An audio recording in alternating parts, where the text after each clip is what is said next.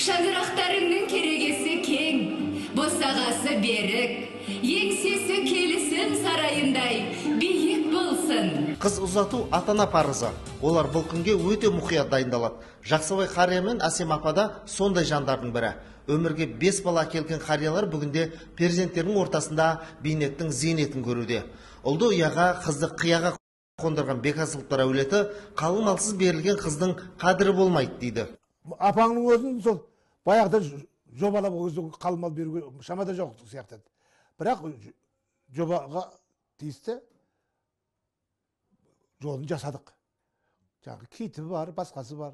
Міндетті түрде. Өйткені екі жекжаттың араласу үшін әйтеуір өзіне қатысты адам баласының әсіресе қазаққа тиісті жөн жоралғысын жасау міндетті екен. Ол онсыз орталау болып қалады екен. Өзге өңірлер қайда мұлыстың ұйытқысы болған оңтүстікте бұл кәде әлі де бар. Қалың мал беру, қызды сатып алу деген ниеттен жоғары тұрған киелі ұғым. Арнайы қағаз бетіне түсіріліп, бұл жұмас заң ретінде бекімесе де, күнгейде қалың мал төлеп үйлену бұл жұмас дәстүрге айналған. Сол себепті де қалың мал төленген қызды қалыңдық деп атаған. Күйеу жігіттің әкесі қалың мал төлеуге міндетті болса, қыз әкесі де қыз жасауын беруге дәл солай міндетті. 5 перзенттен 20 немере сүйіп отырған Әсем апа жуырда ғана үлкен немересін ұзатты.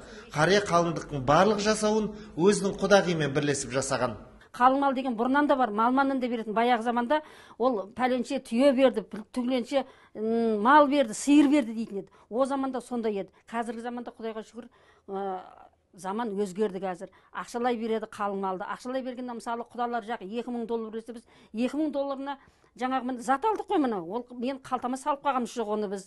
Біз мынаны осын міне жасап отырмыз. Міне көріп тұрсыздар мынаның бәрін. Ол қалың малдан да асып кетеді бұл. Айыр бастап барасың бал шағыңды келінге.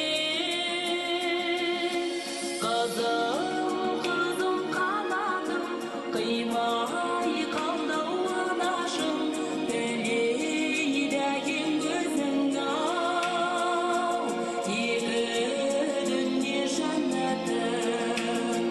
Бұл Жанат Бекасылованың тұңғыш перзенті Арайдың ұзатылу тойы. Той қазақы салт дәстүр бойынша өткен. Күйеу бала өзін нағыз мәрт етесің. Ал күйеу бала, тағы да шаш сипатар деген ырым бар. Кел шашын сипа. Қалайы күйеу жігіт мәрт екен. Бүгінде Арай Айнұр Исаханованың келіні.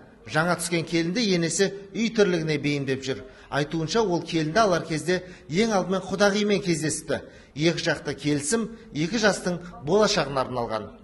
Құдағиды тәтті шайға шақырдым.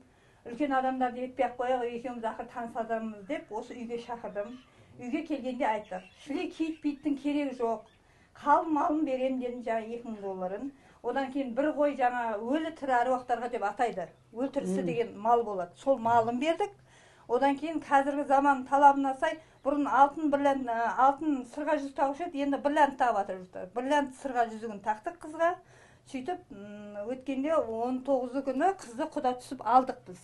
Мына құдағилар кеше құда түсіп келді. Сырға тақты, қалың малын берді. Қалың малын біз қалтамызға сақпағанымыз жоқ. Міне істедік мына құдағидың берген жаңағы нелерін бәріне. Қайта біз қосамыз оған. Қанша қалың мал берді?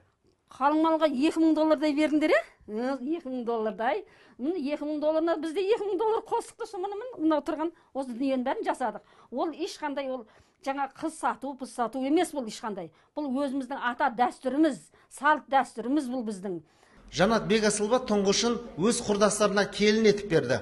Осыдан 20 жыл бұрын олар достықтың құдалыққа ұласуын армандапты. Қуаныштамыз енді, құданы құдай қосады деген бар ғой.